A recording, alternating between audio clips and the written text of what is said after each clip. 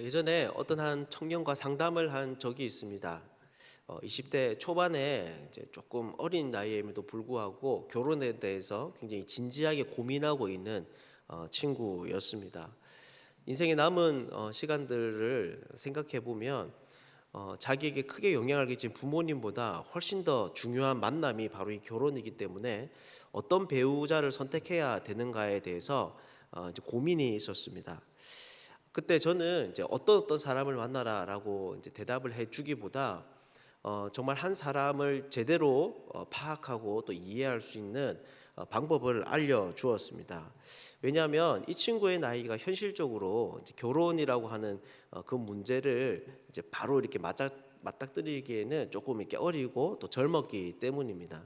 근데 제가 이야기한 방법이 뭐냐면 공동체 안에서 이제 이 친구가 또 원하는 사람이 그 이성이 어떻게 행동하는지를 잘 보라는 것이었습니다. 선배들과의 관계에서 또 친구들과의 관계에서 또 동생들과의 관계에서 어떻게 이 사람이 행동하는지를 잘 들여다 보면 정말 이 사람이 어떠한 존재인가 또 성격이 어떻고 문제가 어떠인가를 잘 알 수 있다라는 것이었습니다. 그런데 이런 방법은 사실 연애와 또 결혼의 대상자를 찾는 것에만 해당되는 이야기는 아닙니다. 오늘날 우리들도 어떤 사람과 관계를 맺을 때 그 사람이 다른 관계에서 혹은 공동체 안에서 어떻게 살아왔는가라고 하는 것을 잘 살펴보는 것은 큰 도움이 되고 또 유익이 됩니다. 이것은 오늘 본문에 나오는 예수님도 마찬가지입니다. 특별히 오늘 예수님은 바리새인과 서기관들과의 관계에서 갈등을 일으키고 계십니다. 여러분 이것이 무슨 말이겠습니까? 바로 오늘 예수님께서 일으키는 이 관계의 갈등의 원인과 또 해결책을 알면 우리 역시나 예수님과 관계를 맺는 것에 있어서 이런저런 도움을 얻을 수 있다라고 하는 것이죠. 그렇다면 예수님 오늘 어떤 문제로 이런 충돌을 경험하고 계시는 걸까요? 그리고 이 긴장은 어떻게 해소할 수 있는 걸까요? 오늘은 이 바리새인과 서기관들 간의 이제 이야기를 통해서 예수님에 대해서 함께 좀 살펴보도록 하겠습니다. 먼저 1절을 보면 이런 갈등이 일어나고 있는 배경에 대해서 말을 하고 있습니다. 우리 함께 1절 읽어보겠습니다. 그때에 바리새인과 서기관들이 예루살렘으로부터 예수께 나와 이르되, 네, 여기에 보면 그때의 바리새인과 서기관들이 예루살렘으로부터 예수께 나왔다라고 이야기를 합니다. 여러분 왜 이 사람들이 예수님께 왔을까요? 왜 예루살렘이라는 먼 곳으로부터 예수님을 찾으러 이 사람들이 여기까지 왔을까요? 2절을 보면 알 수 있는데 2절을 보면 이 사람들이 하는 일이 뭐냐면 예수님의 제자들의 잘못을 찾아내는 것이었습니다. 그것을 문제시 삼아서 예수님께 질문하고 있는 것이죠. 여러분 이것이 무슨 말입니까? 바로 이들이 예수님을 찾은 목적은 바로 뭐냐 하면 시험을 위해서라고 하는 겁니다. 예루살렘은 그 당시에 종교적인 중심지였습니다. 이 종교 특히 이제 우리의 신앙에 관한 모든 신학적인 질문과 또 이제 고민들에 대한 가장 그 신식이고 적합한 해답을 내는 곳이 바로 예루살렘이었던 것이죠. 근데 예수님이 여러분 어떻습니까? 이스라엘에서 오실 메시아라고 약속되었던 그리스도다라고 하는 것 소문이 파다하게 퍼졌던 겁니다. 그러니까 예루살렘에서는 바로 이들을 보내어서 정말 예수님께서 하나님의 말씀을 따라온 사람인지 그가 하나님을 제대로 알고 있고 또 그 말씀을 따라서 바른 삶을 살고 있는지를 확인해야 될 필요가 있었던 것이죠. 그래서 그들이 어떻게 합니까? 예수님과 제자들의 삶을 자세히 관찰하다가 질문을 던집니다. 그리고 던지는 질문이 뭐냐 하면 왜 당신의 제자들은 장로들의 전통을 지키지 않는가라고 하는 것이었습니다. 이들은 자기들의 전통에 대해서 굉장히 큰 자부심이 있었습니다. 왜냐하면 이 전통은 사실 하나님의 말씀은 아니지만 그 말씀을 더 잘 지키기 위해서 생겨난 것이었기 때문입니다. 실제 이것은 구전으로 이제 전해져 내려오는 것이었다라고 말을 하는데 반유목민 사회에서 멀리 떨어진 문화권에 사는 사람들에게 하나님의 말씀, 즉 율법을 잘 가르치기 위해서 만들어졌습니다.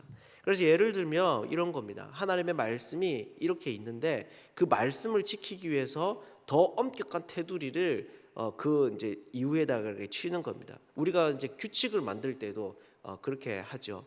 뭐 이제 옛날에 이제 군대에서 그런 것들을 보면 화장실 사용을 이제 누가 더럽게 한다 이렇게 하면 아예 이제 몇 시부터 몇 시까지는 화장실 사용을 전체로 사용하지 못하도록 아예 법을 만들어 버리는 어떤 그런 방식으로서의 이제 제정된 것이 바로 이들의 전통이었습니다.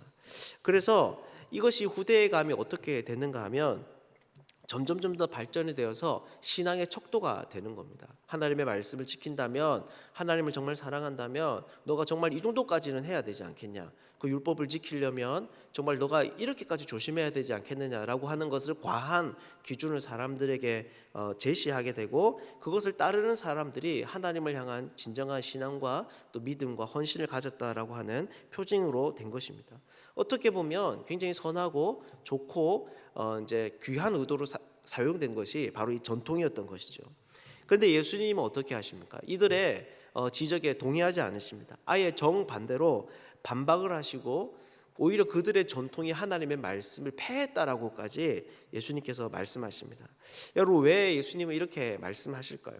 왜 그들의 이 말씀에 대한 열심을, 또 그들에 대한 헌신을 원색적으로 이렇게 비난을 하고 계시는 걸까요? 이것은 이제 7절을 보면 알 수 있는데요. 7절에 보면 뭐라고 되어 있냐면 바로 이들의 행위가 위선이기 때문이다라고 이야기를 합니다.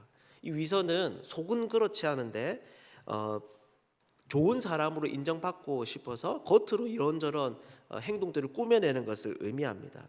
그러니까 열심은 겉으로는 신실한 것처럼 보였지만 속으로는 전혀 그렇지 않은 행동이 바로 이 위선이다라고 하는 것이죠.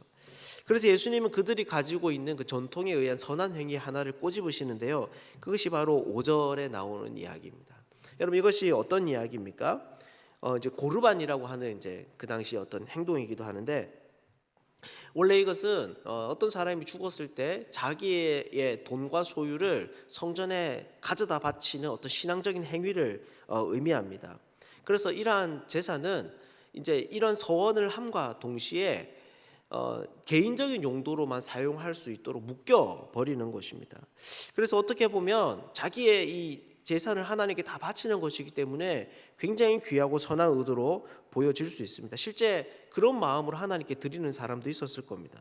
그런데 또 어떤 이들은 이걸 어떻게 이용한 겁니까? 바로 이러한 선한 전통을, 또 경건할 수 있는 그런 전통을 교묘하게 자기의 욕심을 채우기 위한 방식으로 사용했다는 겁니다. 부모를 복양하고 또 부모를 먹여 살려야 해야 되는 그 재정까지도 이런 신앙적인 행위에 묶어버림으로 인해서 성경에서 말하는 부모 복양에 대한 의무를 이제 자기가 합법적으로 피할 수 있는 방식으로 사용을 하였던 것이죠. 이것이 바로 예수님께서 지적하신 위선입니다. 그런데 이것은 사실 개인의 어떤 성품의 문제를 넘어서는 위험한 문제였습니다. 왜냐하면 이런 전통으로 그들은 하나님의 말씀을 어겨버렸기 때문입니다. 그래서 6절을 보면 하나님의 말씀을 폐했다라고까지 말씀을 하십니다. 그리고 8절을 보면 이 백성이 입술로는 나를 공경하되 마음은 내게서 멀도다라고 합니다. 이제 이 말은 이사야 시대 때 이사야서에 나오는 말씀인데, 그 당시 수많은 제사와 찬양이 행해지는 가운데서도 하나님은 그들이 자기를 섬기지 않았다라고 말씀을 하시는 거죠. 그리고 9절을 보면 사람이 계명으로 교훈을 삼아 가르치니 나를 헛되이 경배하는도다라고 합니다. 그러니까 이들이 드린 이 행위가 하나님 앞에 아무런 가치가 없고 이거는 예배도 아니다라고 하는 것이죠. 여러분, 이것이 무슨 말입니까? 바로 이 위선이 예수님과 바리새인 간의 갈등의 원인이다라고 하는 것입니다.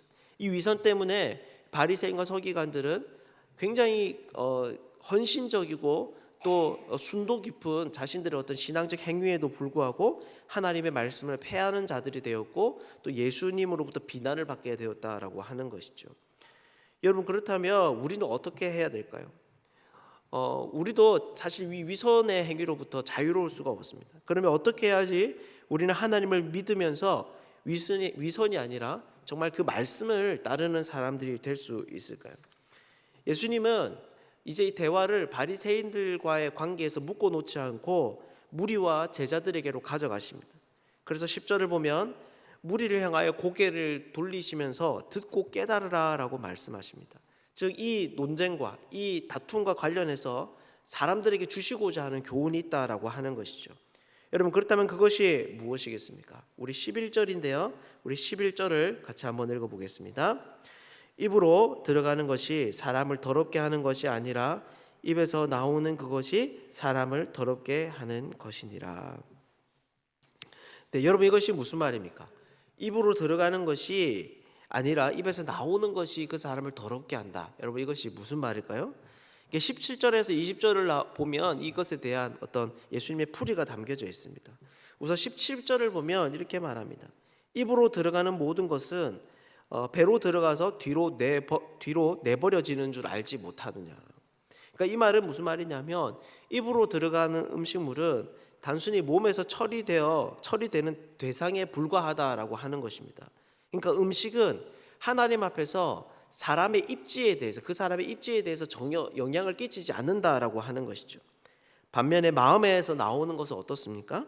악한 생각, 살인, 간음, 음란, 도둑질, 거짓 증언, 비방 같은 것들은 큰 문제가 됩니다. 왜 그렇습니까? 바로 왜냐하면 이것들이 그 사람이 어떤 종류의 인물인지를 보여주기 때문입니다.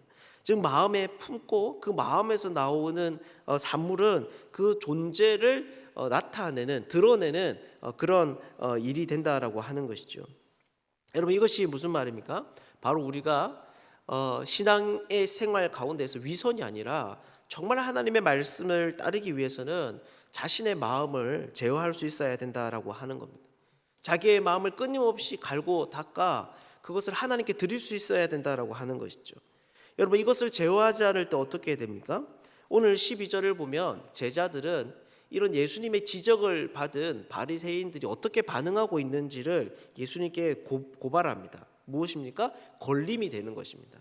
여러분, 이 걸림이 된다라고 하는 말은 무슨 말일까요? 말 그대로 걸려 넘어지는 것을 의미합니다. 여러분, 왜 이들이 예수님의 말씀에 의해서 걸려 넘어졌겠습니까?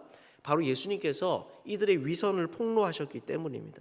즉 그들은 자기의 마음을 잘 감추고 포장해야 되는데 예수님께서 그 마음의 틈새 사이로 들어와서 그들의 악함과 또 그들의 그 위선을 폭로하였기 때문에 그들은 예수님께 걸려 넘어져서 분노하고 그분을 미워하시게 된 것입니다.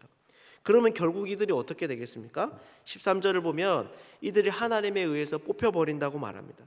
가라지가 뽑혀서 불에 태워버리듯이 이들의 운명도 가라지처럼 되는 것이죠. 사랑하는 여러분, 하나님의 말씀을 따르는 삶에 있어서 제일 우리가 중요하게 여겨야 되는 것은 바로 자기의 마음을 돌아보는 일입니다. 즉 우리의 마음이 부정하고 악한 것에 잠식당하지 않도록 하나님과 예수 그리스도의 뜻을 강권하고 복종시킬 때 우리가 정말 하나님의 말씀을 따르는 참된 신앙생활들을 할 수 있는 것이죠. 왜 그렇습니까? 만약 우리가 수많은 일을 하고 또 많이 배워도 결국 마음을 제어하지 않으면 그것이 문제가 되기 때문입니다. 어떤 문제입니까? 바로 우리의 정말 참된 열심과 또 이제 열정이 바로 열정으로 만들어낸 어떤 우리의 신앙적 행위가 바리새인과 서기관들처럼 오히려 하나님의 말씀을 폐하고 그분을 대적하는 도구가 되어져 버리기 때문입니다. 자기 마음의 위선을 다스리지 않는 자는 하나님조차도 자신의 대적으로 삼게 된다라고 하는 것이죠. 여러분들은 어떻습니까? 여러분들은 어떤 부분에서 가장 많은 힘과 또 에너지를 쏟고 있습니까? 말씀을 따라가는 삶에 있어서 우리가 해야 되는 가장 중요한 일은 습관을 바꾸는 것이 아닙니다. 규칙을 만들고 질서를 세우는 것이 아닙니다. 무엇보다 우리의 마음을 하나님 앞에 드리는 것, 하나님이 받으실 만한 정결한 우리의 심령을 하나님 앞에 드리는 것이 바로 우리가 해야 되는 일들인 것이죠. 우리가 무엇보다 예수님을 따르는 사람으로서 하나님께 우리의 마음을 드릴 수 있는 사람들 되면 좋겠습니다. 악의를 품지 않도록 또 음란한 마음에 휘둘리지 않도록 남의 것을 탐내지 않도록 자족할 수 있도록 보복하지 않도록 악한 계획을 꾸미지 않도록 성령께서 우리를 도우시도록 간구하는 그런 사람들 되면 좋겠습니다. 이 자리에 있는 우리 모두가 오늘 하루도 하나님이 받으실 만한 우리의 마음을 하나님께 드리는 사람들, 하나님을 기쁘시게 하는 그런 복된 사람들 되시기를 주님의 이름으로 축복합니다.